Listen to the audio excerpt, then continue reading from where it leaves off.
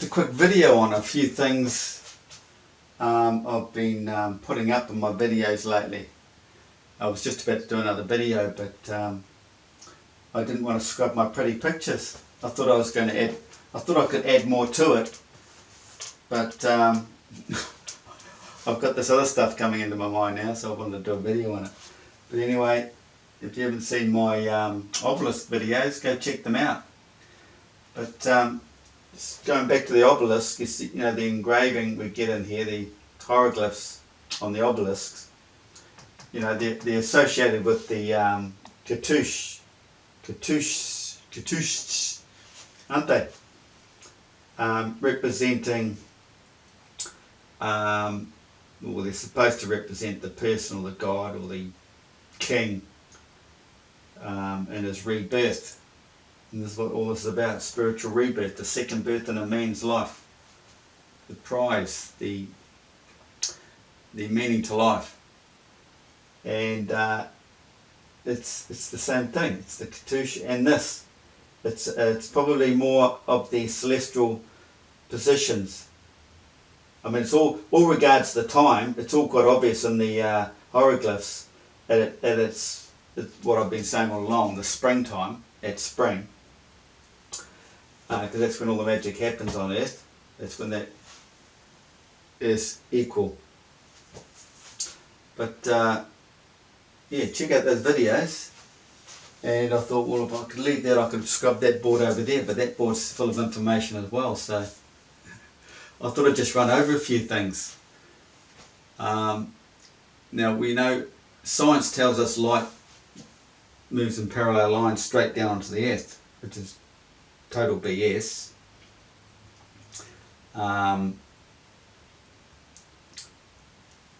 This goes a bit deeper. I haven't got it on the top of my head, but anyway, we have our arc of horizon, and we are the centre of the universe. No matter where we are, it's all about us. Everything is projected back at us.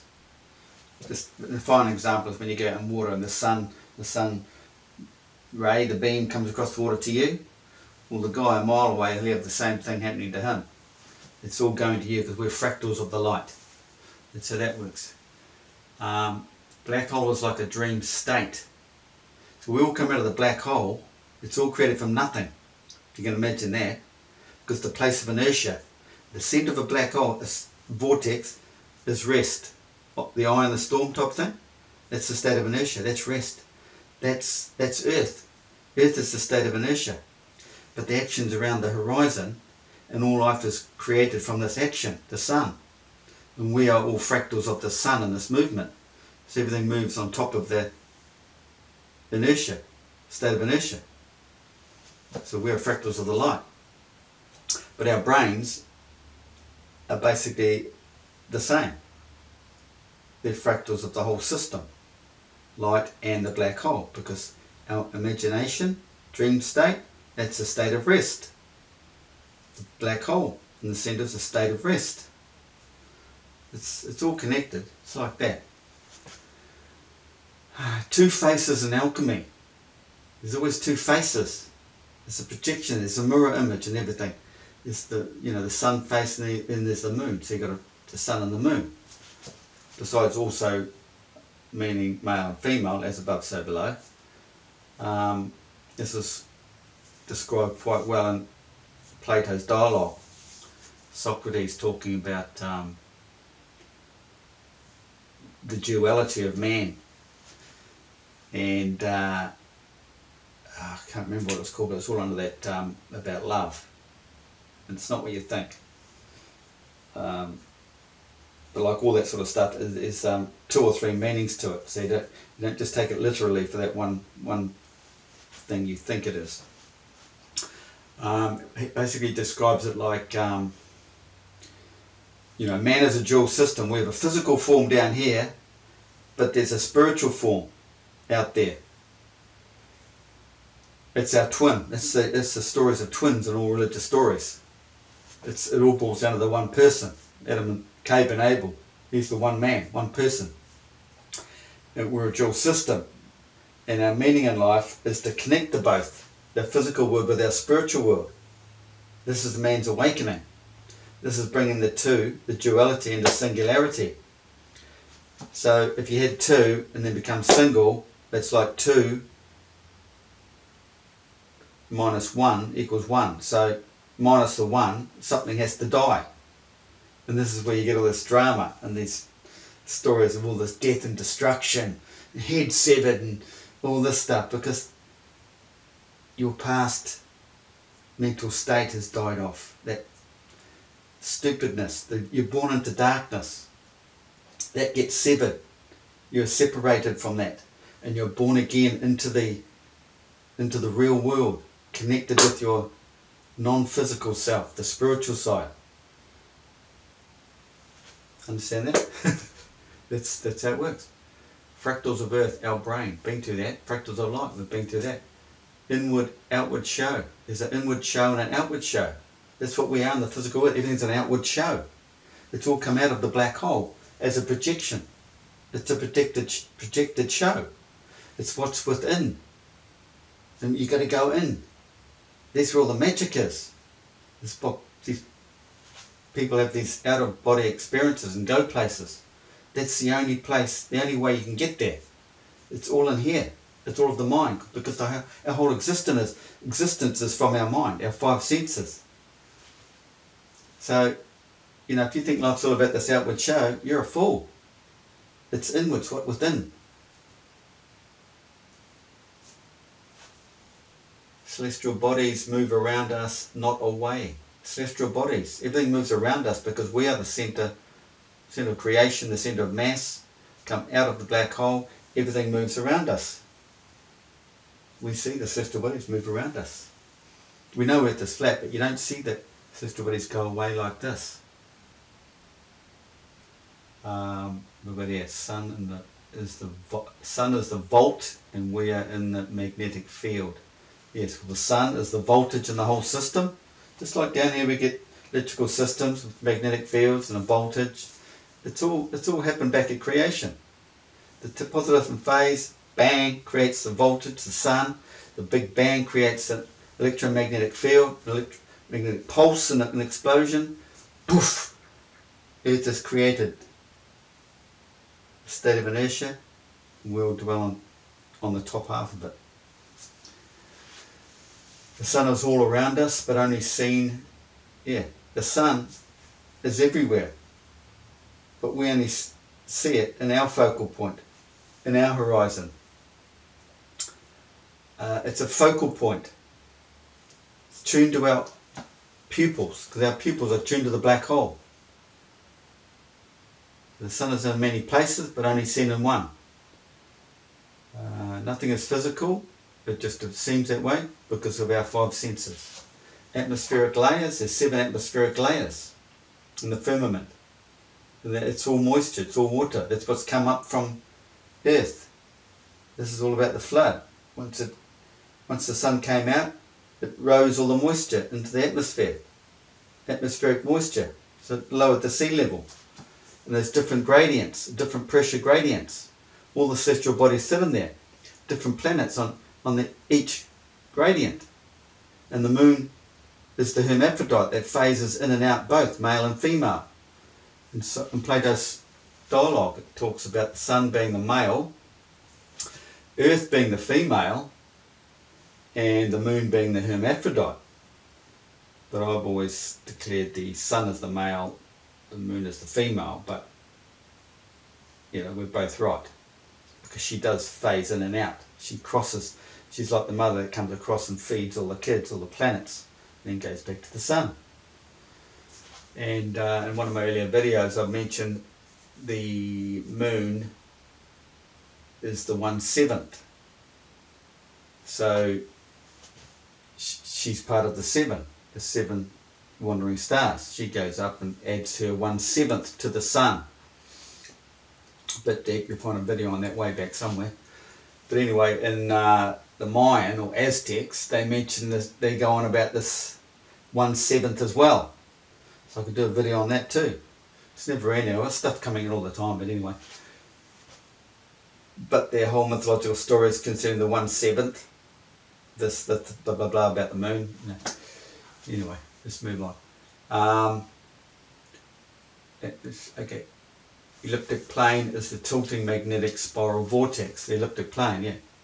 Because the sun is stationary, but it's not stationary. It turns, but it's on its fixed axis. No, it's not even on it. No, it's slightly off its axis because the centre is the black hole and it goes around it. So the sun is moving slightly. It goes around the black hole like this, projecting its light out, but tilts like this, but it follows the magnetic field. So the sun doesn't tilt, but it follows the magnetic field in the centre Earth vortex for the seasonal changes. A 4 minutes difference, stars with the sun. Science wants you thinking the background stars are going that way and the sun's going this way. No, everything goes in the one direction, but the sun moves quicker, and they want you to think the sun is stationary. Or, I'm not quite sure what science says, but I'm pretty sure they think it's stationary. Yeah, we all go around the sun, right?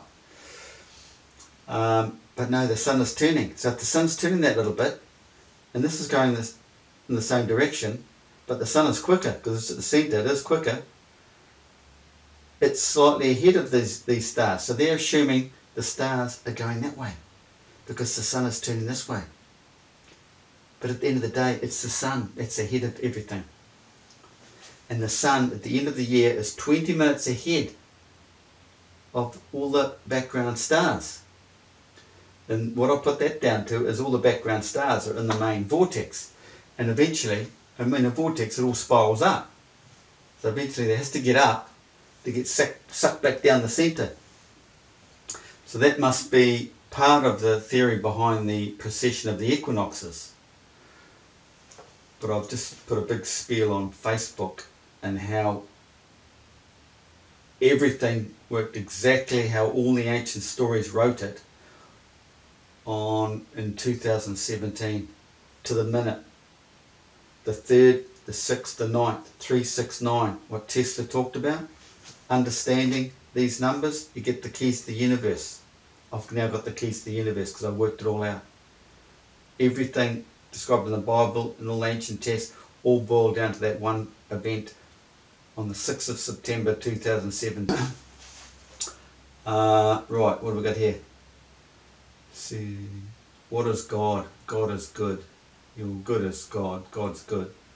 God is it's just the energy in all around us. The electromagnetic field. It's like a brain. We live inside a big brain, and you can feed off it. It's about getting the frequencies right. It's about exposing the pineal gland. Waking up your third eye and that sort of thing. Taking the water away from your pineal gland, the flood that fluid through your system, leaving the pineal gland high and dry. It can pick up the higher frequencies. You receive more information. Celestial navigation on the flat plane. You've seen that video of mine. I'm going to expand on that one big time. I've got all this information NASA has hidden away. If you go deep into the internet, you'll find it. All about celestial navigation, and you'll understand how all the GPS system is created from celestial navigation. The stars above, all those GP points, all on Earth, there's the grid. You just fill in the gaps. It's quite easy to fill in the gaps if you already have the main grid, because of all these star locations. They're all the positions. There's a video on that coming up. Yeah, okay, that's that. Yeah. So I've said enough about that. So that'll do. We've got some. What about real white holes on science sites on YouTube? They're talking about white holes and black holes, but basically they're talking about the two forces. You've got a positive spinning down to the sun and the phase, or the negative spinning up to the sun. And there's videos on YouTube now of them creating little vortexes with the dry ice. And you get the wind going, because it's really cold down here, and the wind. You create your own vortex, your spiral, your tornado. And this is what they're doing, because it's racing up to the heat. And this is what happens in the Antarctic Circle. It's spiraling up to the sun, because the sun's been created, that's a spark. So it's always feeding itself once the spark's created. And then you're coming out of the tropics, coming down, is this other entity, which is hard to explain. This is why science can't get their head around at the moment. It's like the EMF coming out between the southern and northern hemisphere, out of the top of the tropics, coming over and spiraling back down to the main centre vortex, sucked in there, and they're meeting. It's where they create the sun. But you can also call it positive and negative, or hot and cold. Doesn't seem to work that way, but it's high and low pressure. Boom, creates the spark, creates the sun. So, you know, if you've seen all this stuff on the internet, YouTube, all the evidence of the flat earth, you'd have to be a real idiot to think you lived on a spinning ball. But the people who push the spinning ball, the average dodo, he doesn't know anything. He only knows what he got told at school. So he's gone out into the world knowing what they wanted him to know. That's all he knows, what they wanted him to know. So anybody who wants to really grow up and educate themselves, they go out and search for the truth, and you'll find it. Nothing buried stays buried.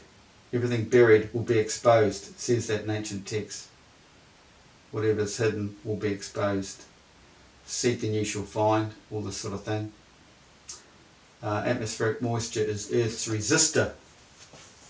When it comes to electricity, the electromagnetic field, atmospheric moisture is Earth's resistor. The seawater with the salt in it is the capacitor. You can create energy from salt water and pure water. Just glasses of water. Put the wire in the right place, you create power.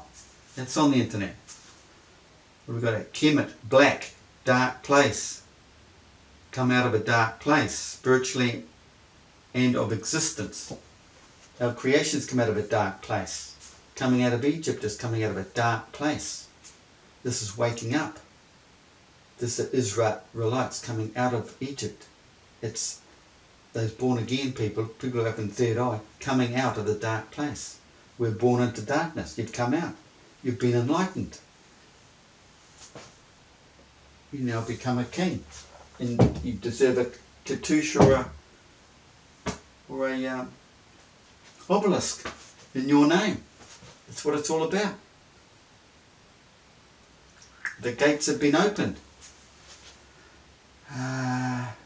Scalar waves, North Majority. Yeah, all this came about from the full lunar eclipse. So I'm still working on that sort of stuff. But you've got to realise every lunar eclipse and solar eclipse is there's a third entity. The sun and moon aren't just shadowing. There's no Earth. That's still bullshit. It's nothing to do with Earth. The alignments, the moon and the sun. So the lunar eclipse, the full moon is always down and out. It's at perigee. It's always at perigee, no matter what science tells you. I saw on one site that full moon was 2.5 days. The lunar eclipse was 2.5 days. Oh, I can't remember, but anyway. The moon is always at perigee, at full moon, down and out, closest to Earth. But it's right up in the sun's face every new moon. That's why you don't see it. It's the sun that dissolves the skin of the moon. The moon we see is the cold side that's turned away from the energy of the sun. So if the sun's facing that way, the moon there, that is new moon. But as it comes around, because they're both turning together, the sun's quicker. As the sun's coming off the moon, slowly over the month, it's forming its skin. You know, when the moon gets behind the sun, it's full moon, but it's wound its way down, so it's down here at full moon. We see them squashed up and looking like a flat plane, ecliptic plane. But, you know, in ancient texts and Plato and all that, they're telling us it's down here. It's spiraled down, the Egyptians anyway. And then it spirals back up to in the face of the new moon. It dissolves. It's all energy. It's all quantum physics, positives and negatives and stuff. So the moon is always going to the face of the sun every new moon. It's the third entity, the other planet that helps neutralise the system. Something it neutralises, helps neutralise us. See, two positives or two negatives, blah, blah, blah, whatever. And the same with the lunar eclipse. So you've got to remember the moon skin is the cool side away from the sun, not the opposite, not the other way around. That's how it all works. I'll leave it at that. Cheers.